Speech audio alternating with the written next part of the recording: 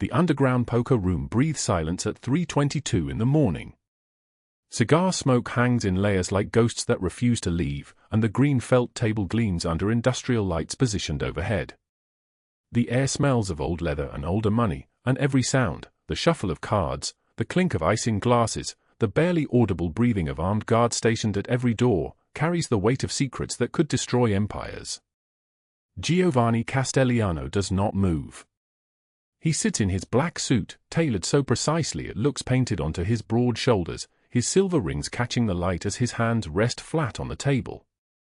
He is 47 years old but appears carved from stone, his dark eyes hooded and unreadable, his jaw tight as a fist.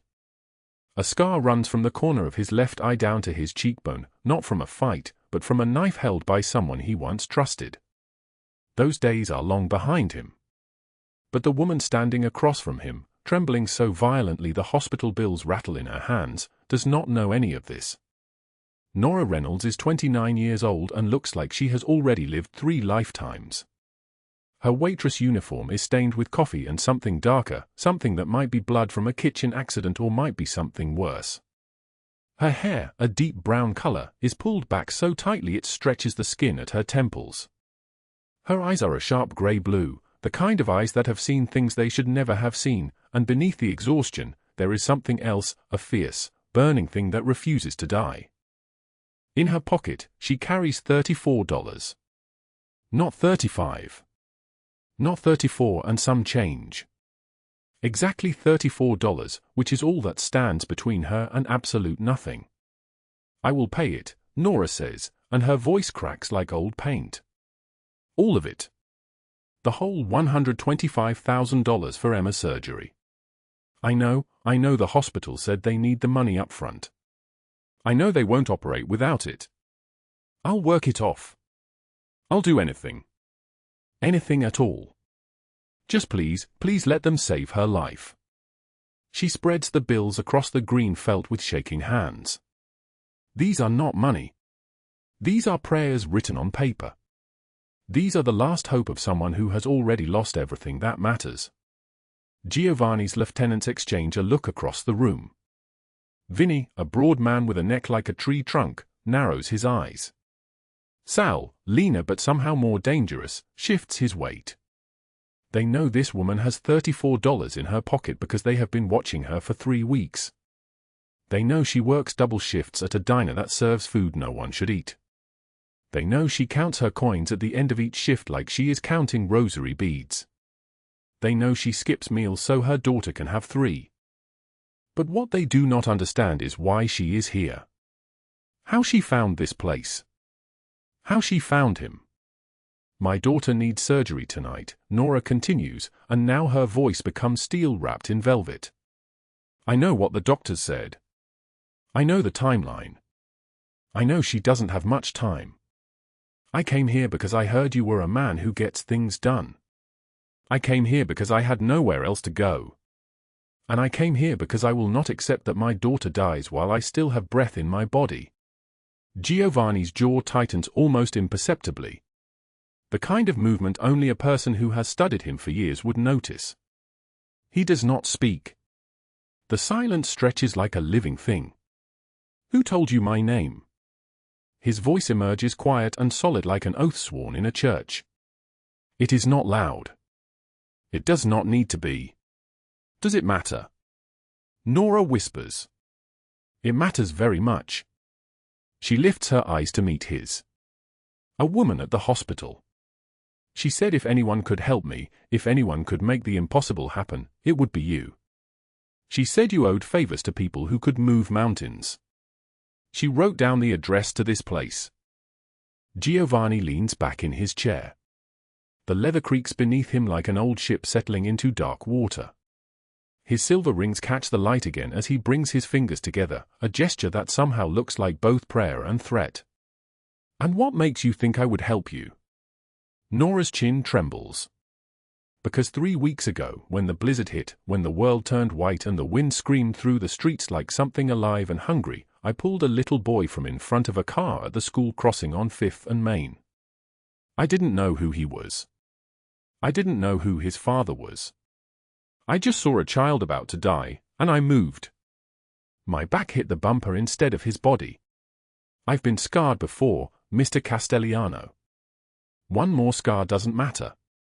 The room goes absolutely silent. The guards at the doors shift their weight. Vinny's hand moves toward his jacket, then stops. Giovanni's expression does not change. But something cold and dangerous stirs in his chest, like a predator waking from sleep. Describe the boy, he says. 7 years old. Dark hair. Brown eyes that look terrified. He was wearing a blue coat with a zipper that was broken.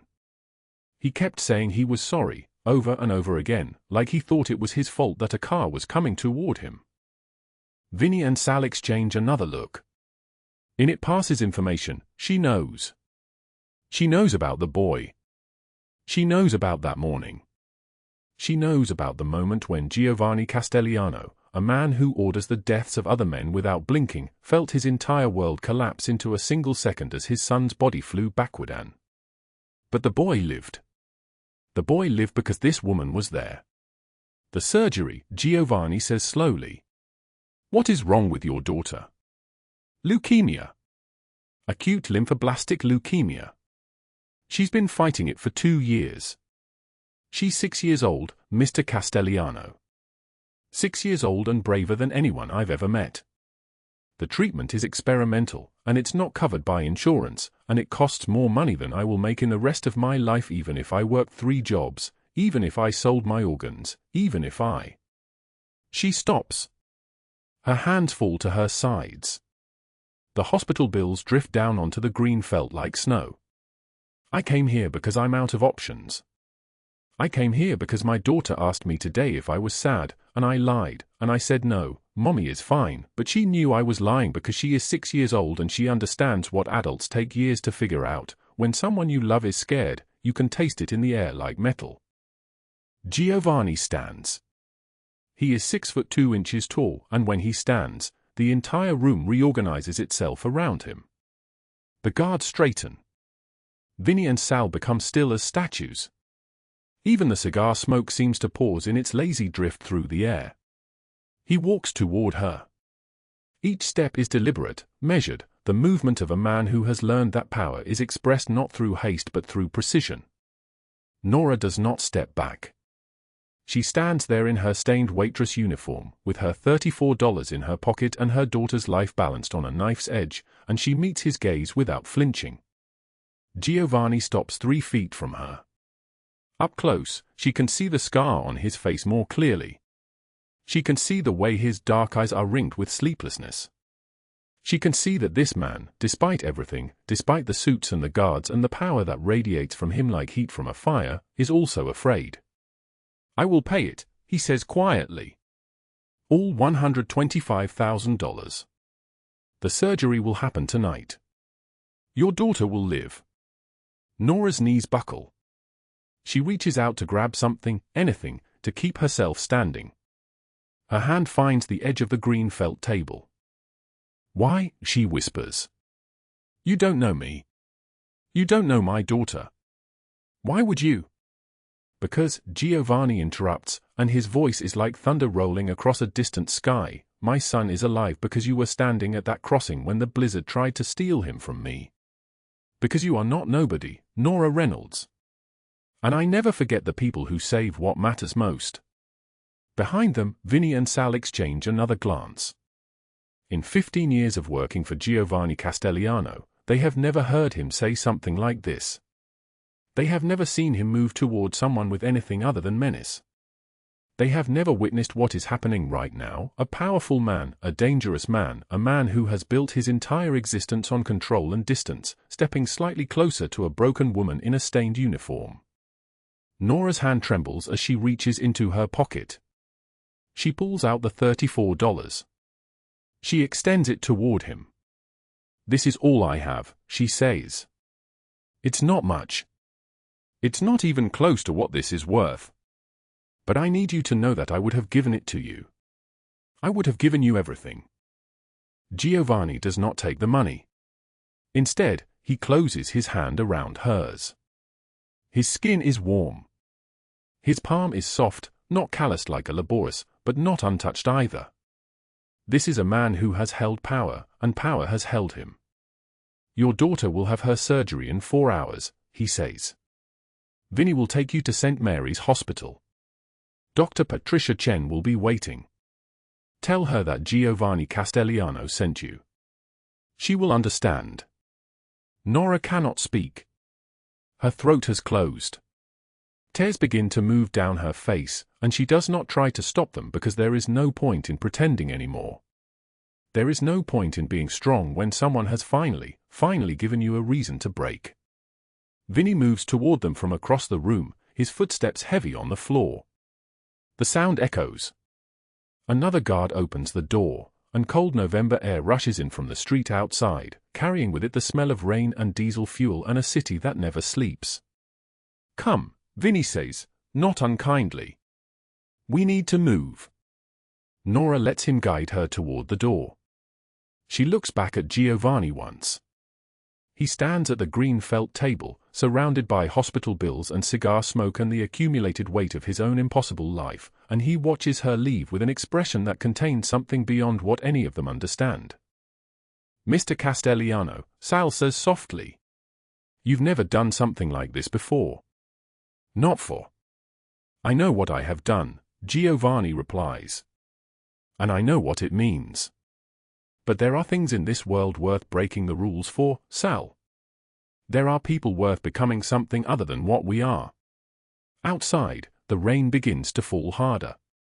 Nora sits in the back of a black SUV, her hands pressed together, her lips moving in words that might be prayers or might be thanks or might be both. The city spreads out around her, indifferent to her transformation, unaware that in an underground room at 3:22 in the morning, something shifted. A debt was acknowledged. A rule was broken. And neither of them understands yet that this single moment of mercy is about to drag them both into darkness far deeper than either could imagine. The November wind tore through the empty streets like a blade wrapped in ice. 2:47 in the afternoon, and the blizzard had already swallowed Los Angeles whole. Snow fell horizontal, driven by gusts that rattled the windows of Mel's diner, and visibility had collapsed to nothing but white on white on white. Nora Reynolds stood at the back in trance, her waitress uniform still damp from the lunch rush, tying a thin plastic rain jacket that would do absolutely nothing against weather like this. Her manager, Frank, had sent everyone home early. The roads were sealing. Nobody was coming. She had been on her feet for 8 hours, and her tips totaled $4.37. She carried 2 grocery bags from the employee discount shelf, milk, bread, eggs, a rotisserie chicken that had been marked down because it was nearing closing time. $34 remained in her coat pocket. That was everything she had until Friday.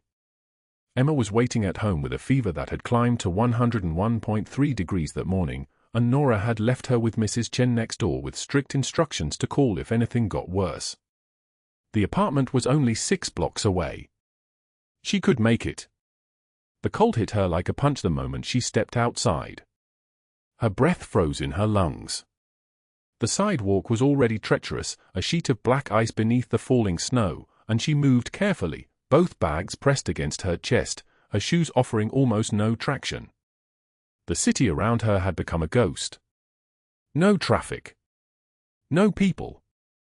Just the howl of wind and the relentless whisper of snow accumulating on every surface.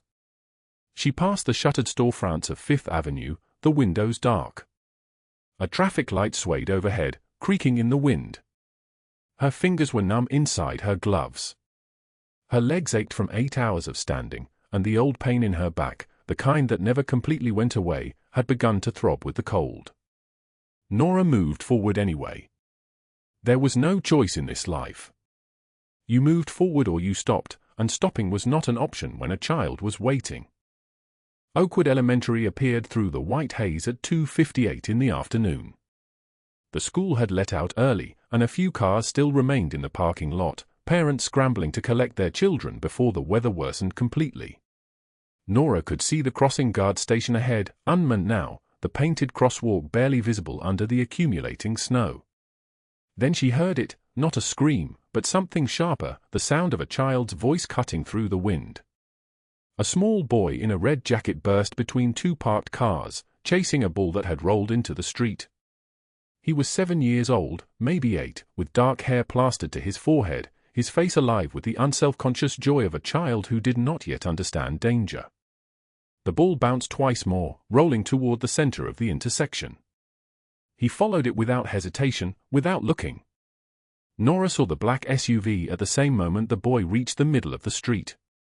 The vehicle was sliding on the ice, its tires seeking purchase that did not exist, the driver fighting the wheel as momentum and gravity did what they always did on frozen roads.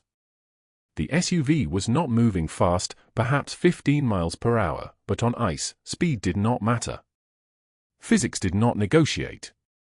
The vehicle was going to hit him. The boy would be crushed beneath 2 tons of metal and glass and the indifference of the universe. Nora did not think. Thought was a luxury for people with time. She dropped both grocery bags, milk carton rupturing across the pavement, bread soaking through its paper bag, eggs shattering into yellow yolk and shell fragments that scattered across the snow. The bags fell without sound, absorbed by the howl of the wind. She ran. Her legs moved in a way they had not moved in years. Her body remembered how to be fast, how to push through pain, how to survive. The snow crunched beneath her shoes. Her numb fingers clenched into fists. The boy was 20 feet away, then 15, then 10, and the SUV was sliding closer, its front bumper beginning to angle toward him, the driver's face visible through the windshield, eyes wide with horror as he realized what was about to happen but could not stop it. Nora closed the remaining space in 3 strides. Her shoulder connected with the boy's chest, not violent, but certain, a movement born from desperation, and she drove him sideways, away from the street center. Both of them went down hard. Their bodies struck the icy crosswalk. Her shoulder screamed. Her back screamed worse, old scars pulling against cold muscle, nerves firing in places she had trained herself not to feel. The breath exploded out of her lungs. The SUV passed them by 6 inches. Maybe less.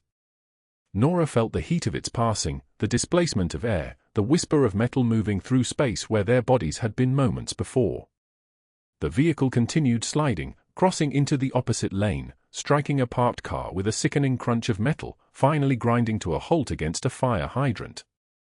Silence. The wind still howled. The snow still fell. But for one moment, the entire world held its breath. The boy lay beneath Nora, his small frame trembling, his face turned upward, his mouth open in a soundless scream. He was not crying yet. He was beyond crying. His eyes were fixed on her, dark brown eyes, terrified, searching for something he could not name. "You are okay," Nora whispered, her own voice fracturing like ice. "You are safe. I have got you." She held him there, her arms wrapped around his small body, feeling his heart hammering against her ribs, his breath coming in short, panicked gasps that gradually began to slow. "You are safe. I have got you." Behind them, the SUV's door opened.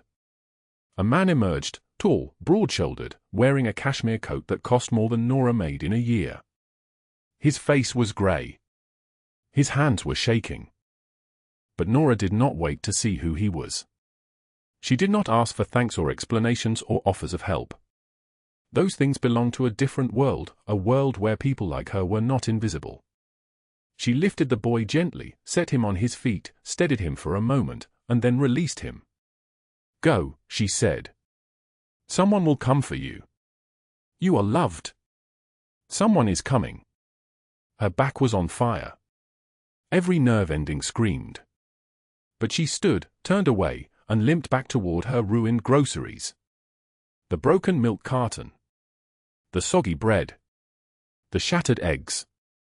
She bent carefully, gathering what she could, pressing the bags against her chest once more. The man in the cashmere coat watched her. Giovanni Castellano had killed 17 people in his life. He had ordered the deaths of dozens more. He had built an empire on violence and fear and the absolute certainty that he controlled everything within his reach. But he had never felt helpless until the moment he saw his son nearly crushed beneath those wheels. And he had never felt anything like what he felt now, watching a woman who had risked her life for a stranger turn away without asking for anything in return. He called. His voice was deep, solid like an oath, but it did not reach her. The wind had already swallowed the word. Nora did not turn around. She walked back toward the street, back toward the apartment, back toward Emma and her fever and the impossible mathematics of survival. The wind tore at her thin jacket. Snow accumulated on her hair and shoulders. Her back throbbed with every step, old scars remembering old violence, her body keeping a tally of pain it had learned to endure. She did not know that the man in the cashmere coat was watching her disappear into the white haze. She did not know that he stood there for another 3 minutes, long enough for the snow to begin accumulating on his shoulders, long enough for his son to stop trembling. She did not know that he was already making calculations, already running through the networks that would find her, that would learn her name, that would uncover the architecture of her life. At that same moment, 3 blocks away, a different kind of violence was unfolding. Douglas Hale sat in his office above a legitimate import business, though nothing about Douglas Hale was legitimate. He was 63 years old, with the face of a man who smiled while he hurt people, thick around the middle, his grey suit tailored to hide the soft places where power had accumulated instead of muscle. His partner, Diana Whitfield, sat across from him. She was 62, impeccably dressed, her silver hair arranged just so, her jewelry expensive and cold. They were discussing Nora Reynolds. "She is becoming difficult," Diana said. "I saw her at the market yesterday. She was talking to another woman. Whispering. I think she might be planning something." Douglas lit a cigar. Smoke curled between them. "Nora is not capable of planning anything. She is a vessel. That is all she has ever been." But Diana's face suggested she understood the weakness in human nature better than he did. Desperation made people dangerous. And Nora Reynolds had begun to taste what freedom felt like. Giovanni Castellano stood at his office window overlooking Los Angeles. The city disappeared beneath the storm. He could see nothing but white, but he did not need to see. He could see the moment his son nearly died. He could see it with perfect clarity, burned into his mind the way all trauma burns itself into memory. "Vinny," he said quietly. A man emerged from the shadows near the door. Vinny was 44, built like a wall, with the face of someone who had learned to hide what he felt. "Find her. I want to know everything. Where she lives. Where she works. Who she is. I want to know her favorite color and her daughter's name and the last time she had a complete night's sleep." "Yes, Mr. Castellano," Vinny said. But what changed everything was that Giovanni did not understand yet what he was setting in motion. He believed he was repaying a debt. He believed that gratitude was a clean, simple thing. He did not know that this woman already belonged to someone else, to men far more dangerous than gratitude, to a system of control that had methodically erased her choices until she believed she had none left. In 14 days, her daughter would collapse at school, complaining of chest pain. The doctors would discover a heart condition that required surgery. The surgery would cost $125,000. And Nora Reynolds would discover that even desperation has limits. That there are prices too high to pay, even for love. The kitchen table at midnight. A single lamp casting a cone of yellow light across scattered papers. Nora Reynolds sat perfectly still, her waitress uniform still damp from the afternoon rush, her fingers trembling as they hovered over a calculator that had become her worst enemy. The hospital statement lay on top of the pile. Not a bill. A sentence. $125,000. 7 days. Emma's heart was failing, and the only thing that could save her was surgery that might as well have been written in a language Nora did not speak. She pulled out the envelope containing her tips from the day shift. $34. She counted it twice. Then a third time, as if repetition could conjure zeros into existence. It could not. Nora's hands moved to the stack of other papers without her mind telling them to. The foreclosure notice on the apartment, 3 months behind now. The water bill marked in red. The minimum payment on a credit card she had maxed out 2 years ago trying to buy Emma the medicine that was supposed to prevent this exact moment from happening. Medicine that had not worked. Medicine that had cost her $500 she did not have, and the bill collector's voice on the phone this morning, "Ms. Reynolds, you are in default." She pushed back from the table. Stood. Walked to the cabinet above the stove where she kept the only thing she still owned that had belonged to someone else. Her grandmother's recipe book. The leather cover was cracked and soft from decades of handling, the pages yellowed at the edges. She opened it carefully, as if the binding might shatter. Handwritten recipes in cursive that belonged to a woman Nora had loved more than she loved breathing. Nonna's marinara. Nonna's pasta dough. Nonna's biscotti. But there were other words too, scattered in the margins in the same careful handwriting. Notes. Dates. Names. Nora's eyes moved across them without reading. She had learned not to read them years ago. That knowledge lived in a part of her mind she kept locked away. She closed the book and held it against her chest like it could rebuild her from the outside in. The clock on the wall read 12:53 a.m. Emma slept down the hall, her breathing shallow in a way that had become normal but never quite stopped terrifying Nora. The cardiologist's words from 3 days ago echoed, "The deterioration is faster than expected. Without intervention within 7 to 10 days, the damage will become irreversible." Irreversible. A word that meant forever. A word that meant Nora would have killed to change it, would have torn apart every part of herself to rewrite it, would have done anything. She lay down on the kitchen floor because the couch was 10 feet away and she did not have the strength to walk. The tile was cold against her shoulders. Her back ached, the usual ache, the one that had become background noise to her life, the scars beneath her uniform pulled tight with tension. The clock ticked. Hours moved like they were wading through concrete. Morning came like an unwelcome visitor. The diner opened at 5 a.m., and Nora arrived at 4:45, her uniform pressed, her hair pulled back, her face wearing the smile she had learned to manufacture regardless of what was dying inside. Mel's diner had not changed in the 6 years she had worked there. The same red vinyl booths with silver piping. The same black and white checkered floor.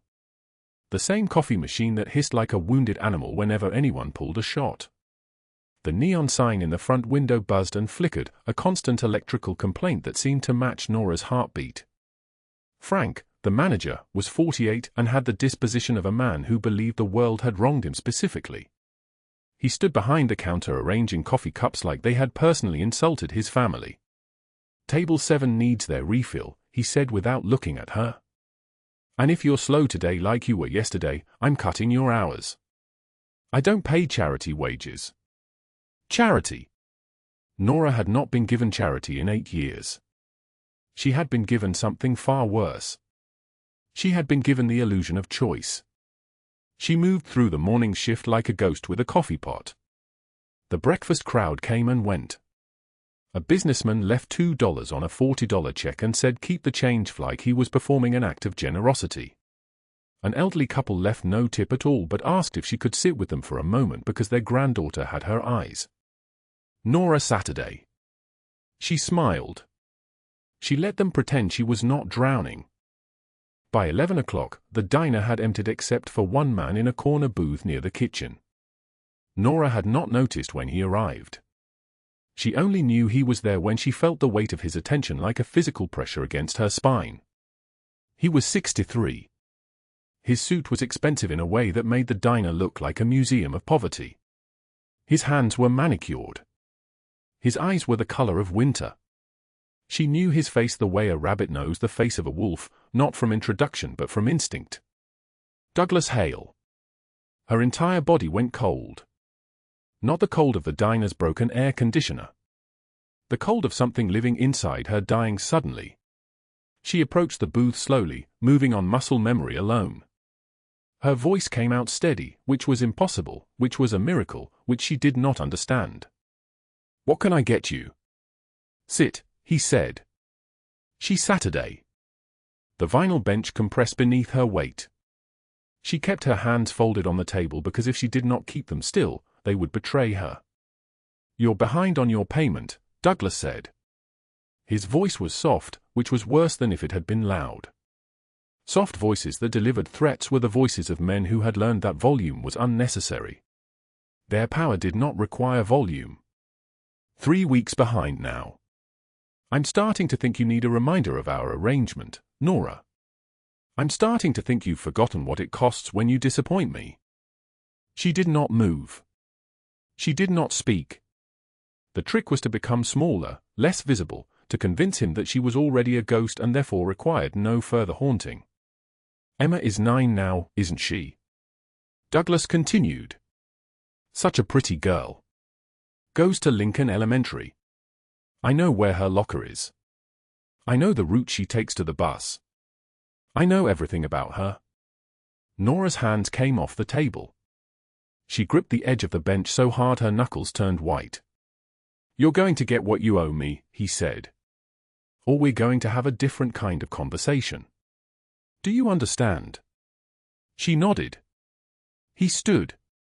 Placed a $5 bill on the table for a coffee he had not drunk. The gesture was deliberate, the casual spending of money she could not imagine possessing, and it was meant to remind her of the gap between them, the distance she could never close, the debt she could never pay. What Nora did not see was the man who sat at the counter 3 seats away, drinking black coffee and eating pie. She did not see him watching Douglas Hale's face. She did not see him pull a phone from his pocket and take photographs. She did not see him raise the device to his ear after Douglas left and speak in a voice barely above a whisper. It's Vinny. I found her. I found Nora Reynolds. And I found what owns her. Across the city, in an office on the 42nd floor of a building that commanded the entire skyline, Giovanni Castellano stood at a window watching rain begin to fall. The storm was coming. He could see it assembling itself in the distance like an army gathering before a siege. His phone rang. He listened to Vinny's voice. He listened to the names. He listened to the details about a woman who had saved his son's life and had never asked for anything, never expected reward, had simply disappeared back into the life that was consuming her like an animal dragged beneath dark water. There's more, Vinny said. The daughter is sick. Heart condition. The hospital is saying she needs surgery.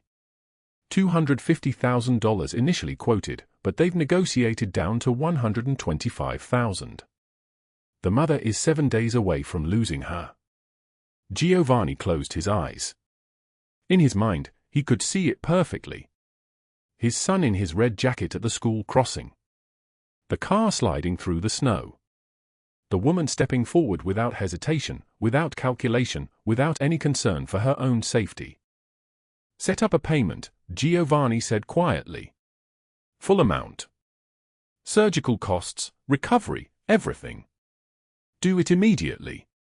And I want to know everything about Douglas Hale and anyone connected to him. I want files. Names. Locations. I want to know the foundation that holds his entire operation. Yes, Mr. Castellano.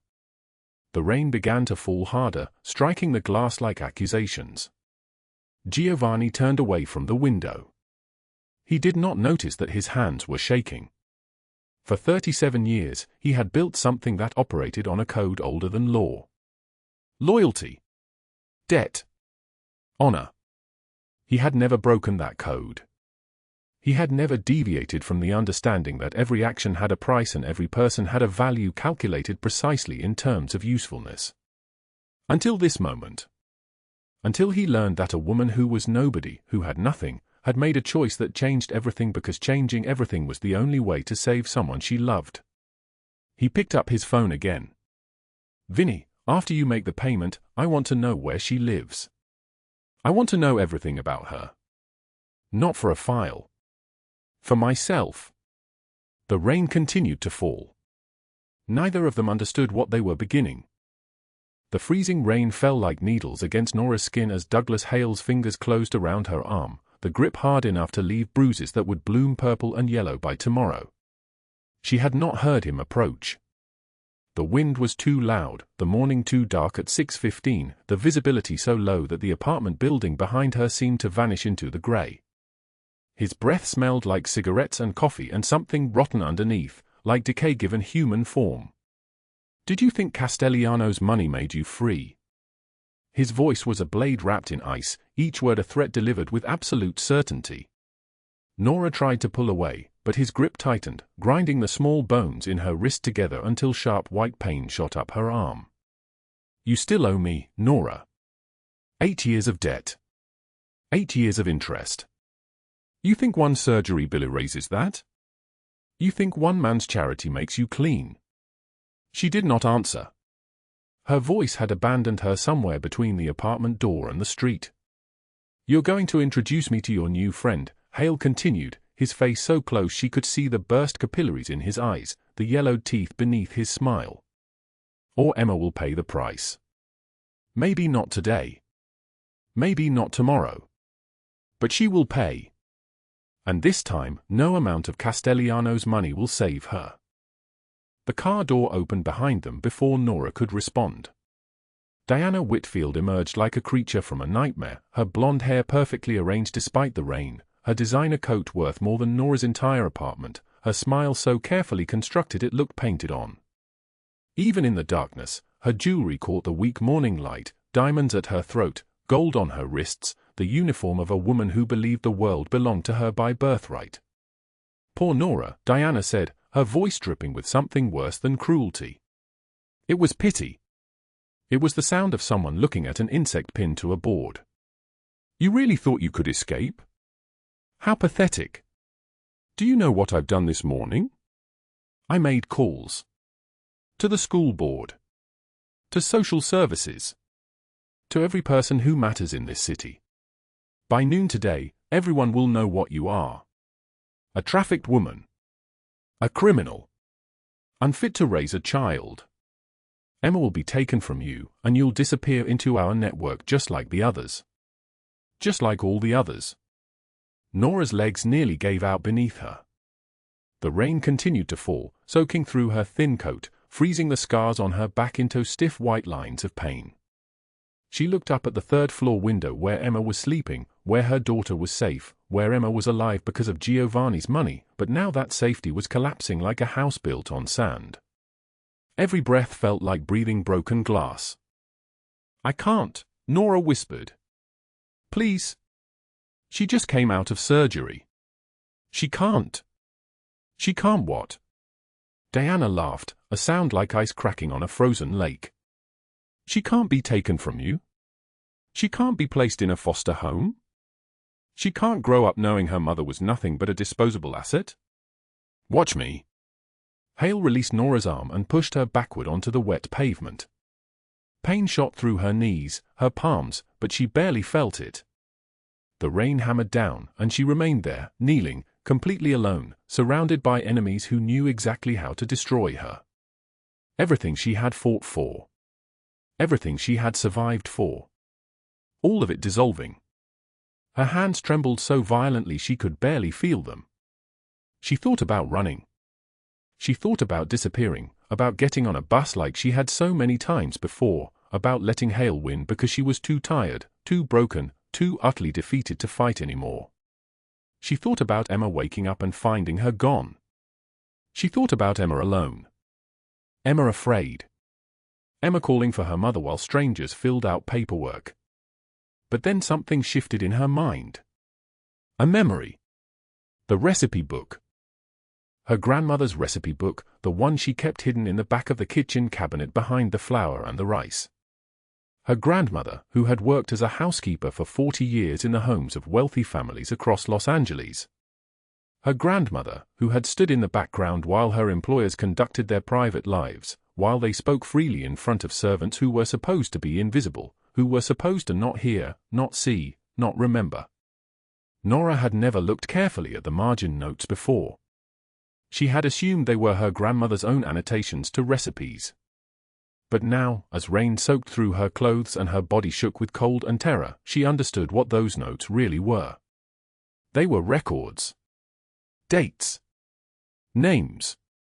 Addresses. Everything her grandmother had witnessed, documented in the margins of innocent recipes, a ledger of horror written in the handwriting of a woman who knew the only way anyone would listen was if the truth was hidden so carefully that no one would ever find it. 40 years of notes. 40 years of evidence. Nora pushed herself up from the pavement and ran toward the building, her legs weak, her vision blurred with rain and fear. Behind her, Diana was still laughing. Hale was still talking, his threats dissolving into the storm. She climbed the stairs 3 at a time. Her hand shook so badly she could barely turn her key in the lock. The apartment was silent except for the sound of Emma's breathing from the bedroom, steady and deep, the breathing of a child who was healing, who was safe, who was alive. Nora pulled the recipe book from its hiding place. The leather cover was soft from decades of handling. She opened it carefully, and for the first time in years, she read the margin notes with her full attention. October 1979, Hale Residence, Beverly Hills. Mr. Hale brought woman into basement. Woman screaming. Told cook to prepare extra food, nobody was to go downstairs. January 1982, Whitfield Estate, Pacific Palisades. Mrs. Whitfield on telephone. The new girls arrive Thursday. The old batch is going to Miami. Make sure the back entrance is unlocked. March 1985, Hale Residence again. 3 women. Asian. Young. Locked in the pool house. Heard them crying at night. I saw the chains. Page after page. Victim after victim.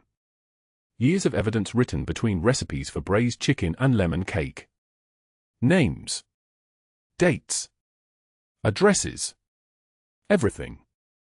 Nora picked up her phone with hands that were no longer trembling.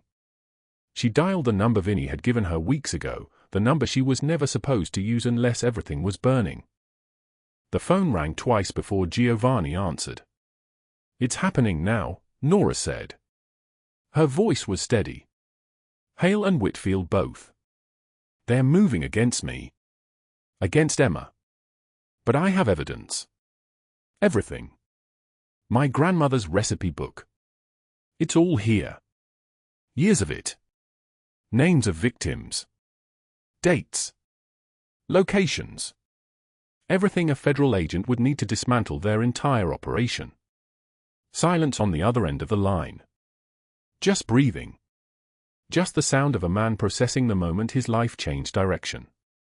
Where are you? Giovanni's voice was different now. Harder. Sharper. Like a weapon being drawn. My apartment. Emma's upstairs, sleeping. Secure the door. Lock it. Don't open it for anyone except me.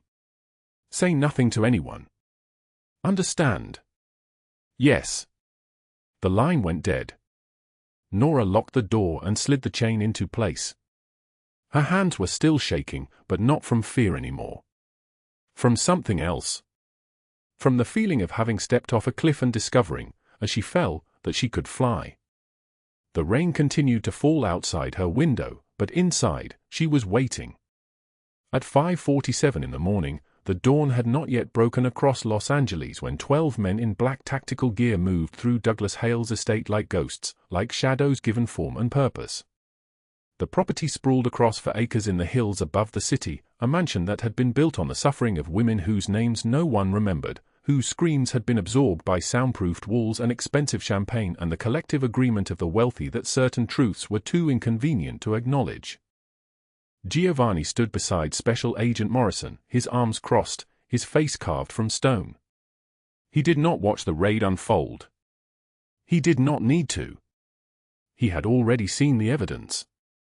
He had already read the recipe book with his own eyes, page after page of his grandmother's meticulous documentation, a woman whose invisible presence in the background of powerful people's lives had made her the perfect witness. The doors blew open simultaneously, front entrance, back entrance, side entrance, coordinated with military precision. The sound of explosive charges echoed across the neighborhood at 5:49 and 30 seconds. Dogs barked. Neighbors turned on lights. Within minutes, the entire street would be awake. Douglas Hale was dragged from his bed in the master suite on the second floor, still in his silk pajamas, still half asleep, still operating under the assumption that his money and his connections would protect him from any real consequences. He was wrong. His wrists were secured behind his back with zip ties that bit into his skin. His legs gave out as the FBI agents escorted him down the marble staircase, and he was forced to crawl, his expensive pajamas ripping, his dignity evaporating like morning dew. "You can't do this," he was screaming. "I have lawyers. I have connections. My attorney will." Special Agent Morrison read the charges in a voice that was absolutely flat, absolutely final, absolutely devoid of emotion. "Douglas Hale, you are under arrest for 40 counts of human trafficking, conspiracy, racketeering, money laundering, and unlawful imprisonment. Each count carries a federal sentence of 5 to 10 years. You're looking at approximately 40 years in federal prison. You will likely die in a cell." Hale's screaming stopped. His body went rigid. For a moment, he seemed not to understand the words. Then his legs buckled completely. He collapsed onto the marble floor, and the sound that came out of him was not a human sound anymore. It was the sound of an animal realizing that the cage had finally closed. He trembled like a cornered creature, like something that had lost the ability to hurt anyone and had suddenly become aware of how utterly defenseless he was. His face contorted. His body shook. Tears and snot streamed down his face, and he began to sob, great heaving sobs that echoed through the mansion, sobs that no amount of money or connections or power could silence. An agent placed a hand on his shoulder, and Hale flinched away as though the touch burned him. "Too quick," Giovanni said quietly to Morrison. "Too easy." Morrison turned to look at him. "That's not usually how men in your position talk about federal prison." "Because I am not in his position," Giovanni replied. His voice was steady. "I have a code. I have built something that operates on loyalty and honor and debt repaid precisely. He built something on torture and terror and the belief that women were objects to be consumed. This is not mercy. This is justice. And justice is what I wanted. Not death. Not a bullet that would end his suffering in seconds. This. 40 years of waking up every morning in a cell, remembering every woman whose life he destroyed, understanding that he will never walk free again. That is the price." Within minutes, the FBI convoy had secured Hale and begun the process of photographing the mansion, cataloging the evidence, documenting the horror that had lived in the walls of this beautiful place for decades. Meanwhile, across Los Angeles, at a gleaming office building in Pacific Palisades, another team of agents was moving into action. Diana Whitfield's charity foundation occupied the entire 23rd floor. She had named it Hope Rising Foundation. The irony was not lost on anyone. She was in her office when the agents arrived, sitting behind her mahogany desk, reviewing donor lists, completely unaware that her world was seconds away from imploding. She was 62 years old, with blonde hair that cost $300 a month to maintain, with manicured nails the color of blood, with diamonds at her throat that had been given to her by a husband who had died 7 years ago, leaving her with enough money to do almost anything, and she had chosen to use it to orchestrate the trafficking of women. The door to her office burst open at 6:12 in the morning. Sunlight was just beginning to break across the Los Angeles skyline, painting the office in shades of gold and rose, beautiful and terrible. Diana Whitfield. Special Agent Morrison stood in the doorway, a federal warrant in her hand. "You are under arrest." Diana's face went white. She stood up, the back of her chair rolling away from her so quickly it crashed into the window behind her desk. "There's been a mistake," she said. Her voice was sharp, precise, accustomed to giving orders and having those orders obeyed. "I am a philanthropist. I have raised millions for charitable causes. I have connections to the mayor, to city council, to—" "You are under arrest for orchestrating the trafficking of 43 women over 12 years, Morrison interrupted, her voice cutting through Diana's protests like a blade. "You used your foundation as a cover for money laundering. You used your social status as a shield for criminal activity. And you kept meticulous records, which is how we got you. The agents moved forward. Diana backed away, her hand reaching for her desk phone as if she could somehow call someone powerful enough to make this stop. "You cannot do this," she was saying. "I am a board member at St. Catherine's Hospital. I have funded scholarships." "I have?" "You have orchestrated human trafficking," Morrison said. She produced the handcuffs. "Everything you said you did to help has been a cover for what you actually did, which is destroy lives." As the cuffs clicked around Diana's wrists, something inside her seemed to break. The perfect blonde hair suddenly looked cheap. The diamond necklace looked like chains. The designer outfit looked like a costume worn by a desperate woman trying to hide who she really was. She was led through the office toward the elevators, and that was when the photographs began. News cameras had been waiting on the street below. Within minutes, footage of Diana Whitfield, perfectly groomed, perfectly composed, now reduced to a criminal, was being broadcast across every local news channel in Los Angeles. The headlines appeared within the hour. Massive trafficking network dismantled. Wealthy socialite arrested. 43 victims identified. By 8 in the morning, the story had gone national. By noon, every major news outlet in the country was running the story. Diana's face was everywhere, but not in the way she had planned. Not as a generous philanthropist. Not as a woman of distinction and grace. As a predator. As a criminal. As a woman whose carefully constructed life had been revealed as a lie built on the suffering of vulnerable women. Her assets were frozen. Her foundation was dissolved. The board members who had sat beside her for years, people she thought were her friends, released statements distancing themselves from her, claiming they had no idea, claiming they were shocked and appalled. No one had her back. No one was waiting for her with a lawyer or a statement or a plan. She had built a world that depended entirely on her ability to maintain the illusion of respectability, and the moment that illusion cracked, everyone she knew evaporated like morning mist. The news anchors reported it with barely concealed satisfaction. In a stunning development, federal authorities have dismantled what they're calling one of the largest human trafficking networks in Southern California history. The operation was run by Douglas Hale, 64, and Diana Whitfield, 62, with assistance from corrupt city officials and business partners still being identified. 43 victims have been located and are receiving medical and psychological care. Both defendants face 40-year federal prison sentences. In her apartment, 3 miles from where Diana's arrest was being photographed and recorded and broadcast to millions of people, Nora Reynolds held her daughter's hand and watched the news coverage with tears streaming down her face. Emma was still weak from surgery, still healing, still alive because Giovanni had paid a bill that would have destroyed them both. The little girl sat beside her mother on the old couch, her small frame wrapped in a blanket, her eyes fixed on the television screen where the story of her mother's salvation was unfolding in real time. "Mommy?" Emma asked, her voice small and confused. "Is it over?" Nora pulled her daughter close and did not answer because she did not have the words yet. She did not know if it was over. She did not know what came next. She only knew that the storm had finally broken, that the 2 people who had owned her were now imprisoned, that her grandmother's carefully documented evidence had been the key to dismantling an entire network of predators. "The storm will pass," her grandmother's voice whispered through the margin notes, through the recipes, through the decades of invisible witnessing. "And you are far stronger than you think." The hospital room smelled like antiseptic and flowers, a strange combination that made Nora's chest tight with gratitude.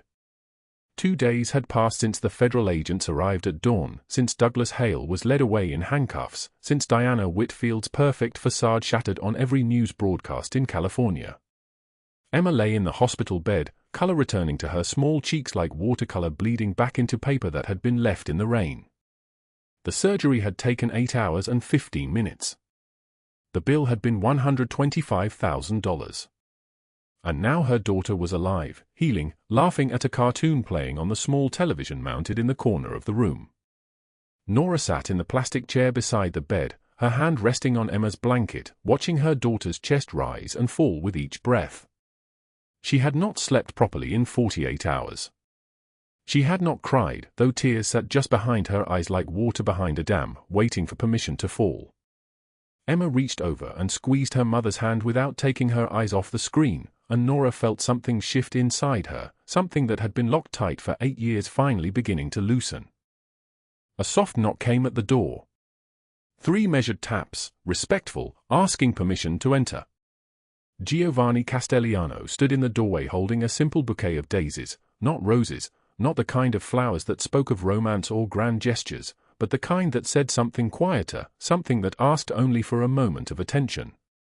He was dressed in a charcoal suit that probably cost more than everything Nora had owned 6 months ago, but he moved carefully, as if trying to make himself smaller, less imposing, less dangerous. Behind him, Vinny waited in the hallway, arms crossed, keeping watch. "May I come in?" Giovanni asked. His voice was gentle, nothing like the tone she had heard through the walls of the underground poker room 3 nights earlier. Nora stood so quickly the chair scraped against the floor, a sound that made Emma glance away from her cartoon. She smoothed her shirt, a nervous gesture that accomplished nothing, and nodded. Giovanni stepped inside, the flowers extending toward her like a peace offering. "How is she?" he asked, his eyes moving to Emma with unmistakable tenderness. "She's healing," Nora whispered. "The doctors say the surgery was successful. She'll need physical therapy, but they think she'll make a full recovery. I don't understand how to say thank you for something like this. I don't have words for it." "You already did," Giovanni said quietly. He moved to the foot of Emma's bed, his movements deliberate, unthreatening. 3 weeks ago in a blizzard when you pulled my son from the path of an oncoming car without knowing who his father was.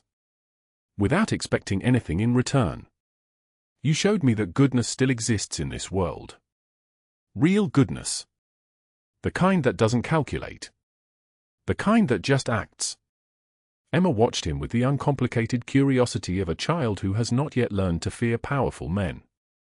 "Are you the man who helped my mom?" "I am," Giovanni said. He sat down in the visitor's chair, arranging himself at her eye level. "Your mother is the bravest person I have ever met. Do you know that?" Emma shook her head, her dark eyes moving between her mother and this stranger with the expensive suit and the gentle voice. "She is," Giovanni continued. "She went through terrible things, Emma. But she did not break. Not really. She kept fighting. For you." The television played on, a cartoon character tumbling across a bright landscape. Nora held the daisies, and the simple ordinariness of the gesture overwhelmed her. She sank back into the chair and let the tears finally come, silent tears that ran down her face while Giovanni talked to her daughter about bravery, and Emma listened with complete attention, and somewhere in the hospital's mechanical hum, Nora Reynolds began to understand that she had survived. Midnight found them in the hospital cafeteria, sitting across from each other with cups of terrible coffee that tasted like burnt rubber and broken promises. The fluorescent lights hummed overhead with that particular sound of 3 a.m., that sound of the world emptied of everyone but the desperate and the devoted. Giovanni wrapped his hands around his cup, and Nora noticed for the first time that one of his knuckles bore a thin white scar, a line that spoke of violence endured or inflicted or both. "Tell me about the worst night," Giovanni said. It was not a question. Nora stared into her coffee. "Which one?" "There were so many. The night you became trapped. The night it started." She was quiet for a long moment, her finger tracing the rim of the cup. When she spoke, her voice was barely above a whisper, like a confession in a confessional booth where the priest already knew the sins. "My husband Michael died 8 years ago. A car accident. He was only 28. We had nothing saved, nothing put away. We were paycheck to paycheck, always drowning, always just barely keeping our heads above water. At the funeral, Douglas Hale appeared. He wore a suit that cost more than I'd made in a year, and he showed me papers. Debt papers. Michael had taken out loans I never knew existed. Gambling debts. Business debts.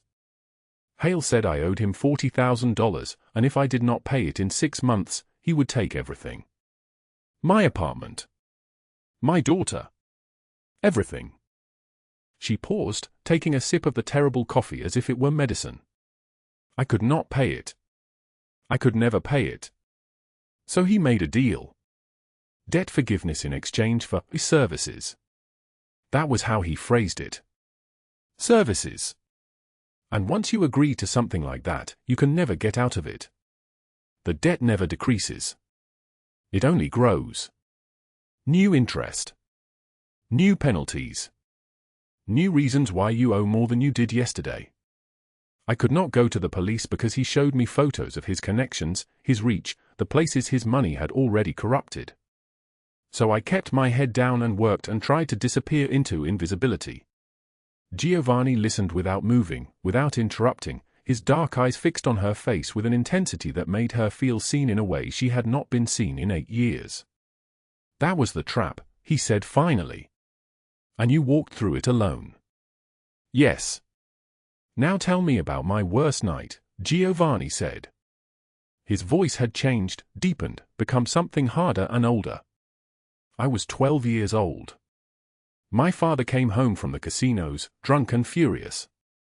My mother made a comment about money, about how much he had lost. He threw a glass at her. It cut her forehead open.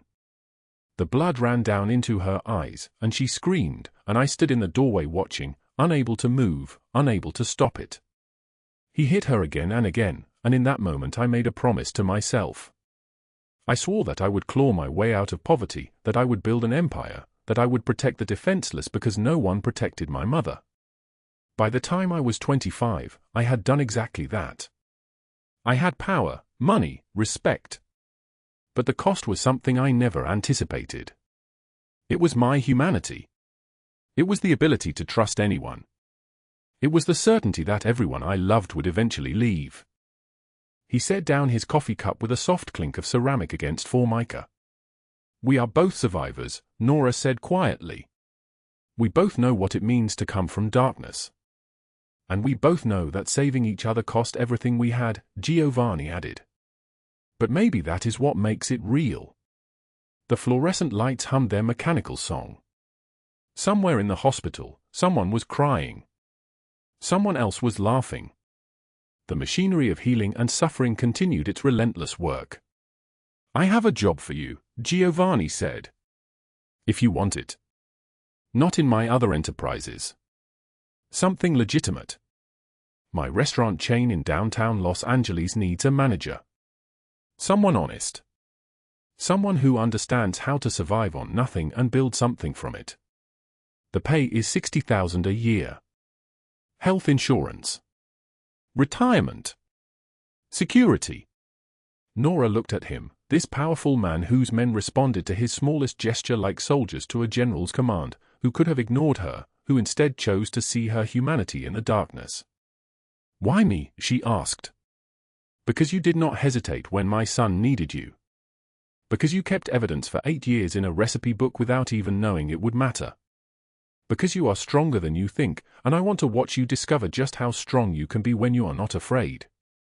She took the piece of paper he slid across the table, his handwriting precise and careful, a phone number, an address, a time to start. 6 months later, Nora Reynolds stood at the window of her modest apartment on the 5th floor of a building with working heat and reliable electricity. Below her, Los Angeles stretched out in a constellation of lights, 10 million people living their lives, most of them unaware of the small drama that had unfolded in the shadows of their city.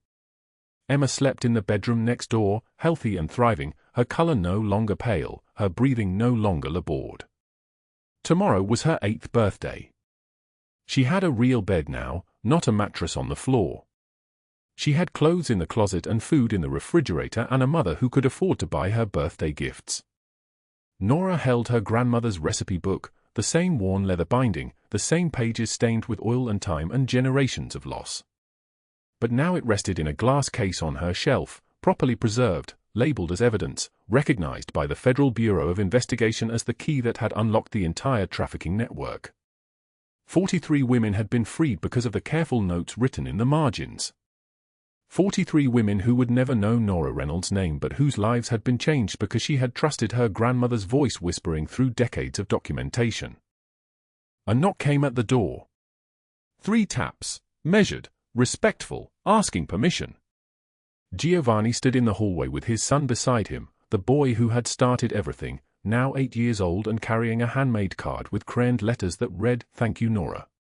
Behind them, Vinny waited in the hallway, keeping watch the way lieutenants do, the way they always would. "Come in," Nora said, and opened the door wider. The children played while the adults sat on the worn couch, watching the city lights paint shadows across the living room. Giovanni held Nora's hand without asking permission, and she did not pull away. "I never saw it coming," Nora said softly. "That terrible night 3 days ago when I stood at the edge of collapse, when everything seemed hopeless, when I did not know how to save my daughter. I thought I was at the end.